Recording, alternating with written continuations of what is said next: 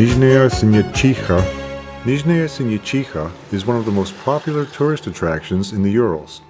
The town is several centuries old. A village has stood here since as far back as 1680. Approximately 40 years later, a reservoir was built on the Sinyachikha River, and a small government factory began operation.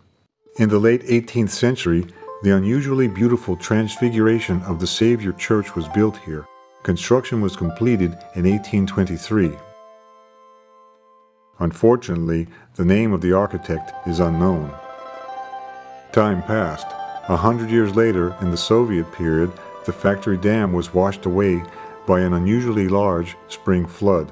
The church was turned into a granary. In 1967, Ivan Samoylov decided to try and save the church. He organized the Nizhnyaya Sinyachikha Museum to restore the church, a process that took 11 years. Specialists are of the opinion that the Transfiguration of the Savior Church resembles the rather well-known church of Zachary and Elizabeth in Tobolsk from the middle of the 18th century. The specific architectural style, called Tobolsk Baroque, was born here. The Transfiguration Church in Sinyachikha is one of its best examples.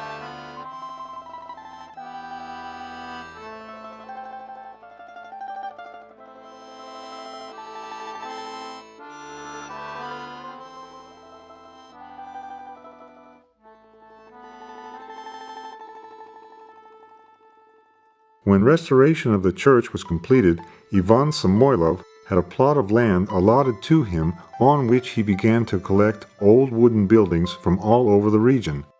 This is how the museum of 17th to early 20th century wooden architecture began. It is one of the very few of its kind in Russia. Ancient wooden buildings are a national cultural heritage, and they are carefully preserved in many countries. In foreign lands, however, the government does this work. In Nizhnyaya Sinyachikha, it was one man, Ivan Samoylov, who undertook this work.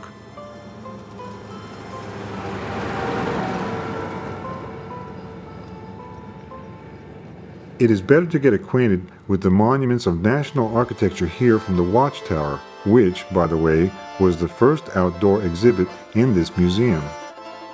Its outline is easily seen from a distance. Previously, this tower was in the village of Krasnogvardirsky in the Artyomovsk region. In the late 1970s, the local authorities wanted to dismantle the tower and build a village sauna from its wood. It would most have certainly been done if Ivan Samoylov had not bought the tower first, with his own money in 1979. He and a friend dismantled the watchtower and transported it to its new home and put it back together again.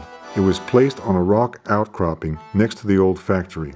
The tower consists of 60 rows of logs and is 35 meters high. Each log is fixed in place with wooden dowels, the corners being coupled by locks. The locks have a catch, and if you're not acquainted with the system, you won't be able to unlock them. Because the tower is so tall for a log building, cables are used to brace it against the wind. This interesting building was an outpost watchtower. In earlier times, many of these outposts could be found all over Russia, especially along the borders. However, not many were built after the end of the 17th century. This tower, with a fragment of fencing, is a modern copy of those built in the 17th century. Its prototype was found in the Aramashevo outpost 180 kilometers to the east of Verkhuturya. It was used as an outpost on the road to Siberia. This tower is constructed with a square base with a wider log platform above it held in place by cantilevers. The interior of the tower is divided into several tiers by layers of logs. The walls have slits for use as gun ports. A shelf for icons, several benches, a table, a stove, and shelves that served as beds are found in the lower room. A staircase leads up to the watchtower. This large water tank resembles a magic mortar from Russian fairy tales. These water tanks were a great necessity in that time, for everything in the villages then, from the houses to the dishes on the table, was made of wood. All cooking was done indoors by fire, and the risk of fire was great. This is a period fire depot, but while the fire bell was silent and there were no fires, the village fire depot served as a kind of club where the men went in the evening to have a smoke and discuss the day's issues.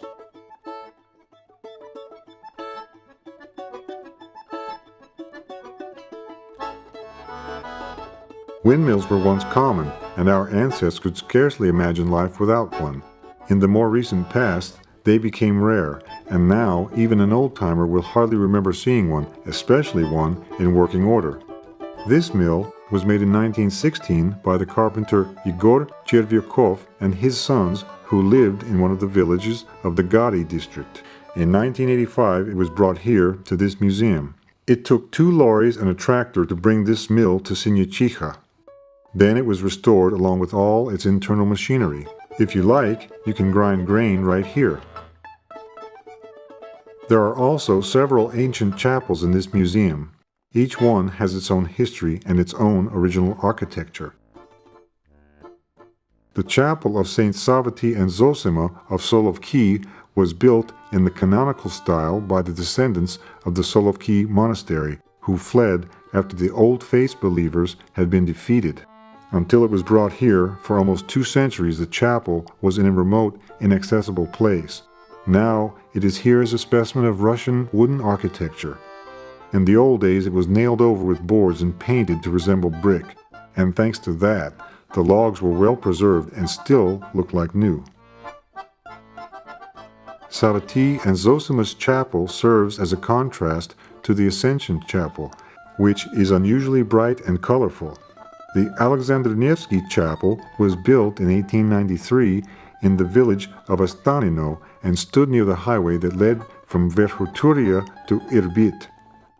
Its rotunda, which is rare for a church of that period, attracts a lot of attention. Now, this chapel is on a small hill and offers a wonderful view of the river pond.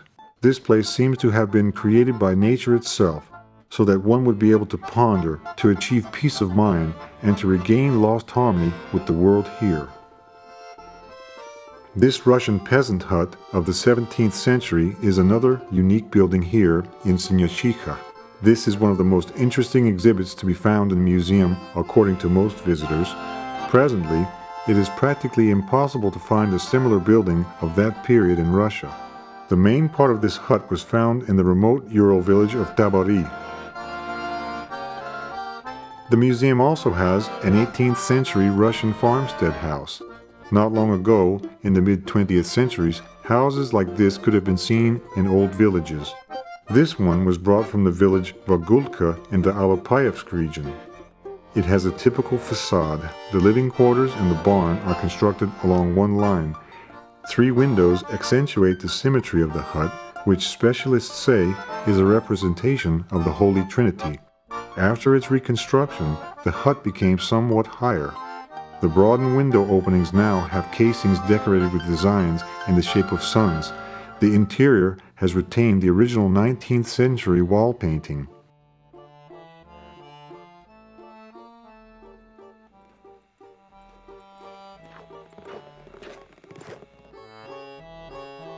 These 19th century huts were obviously built under the influence of urban architecture. The most important decoration of any village hut, the window casings, in this case with their ancient Russian designs, Baroque elements, and classicism, look as if they are a professional work of art. Here we come to the end of our visit to the Museum of Wooden Architecture. Unfortunately, not many people today know what a Russian village in its everyday life were like. However, Russia still has some fascinating places like this one in Sinyachikha. Perhaps in the future it will be only here in museums like this that it will be possible to linger for a while near the walls of an ancient wooden church, to sit on the mound of earth around an old Russian hut, or to walk up to an old well and draw its cold, crystal clear water, and while washing one's face, look into the past.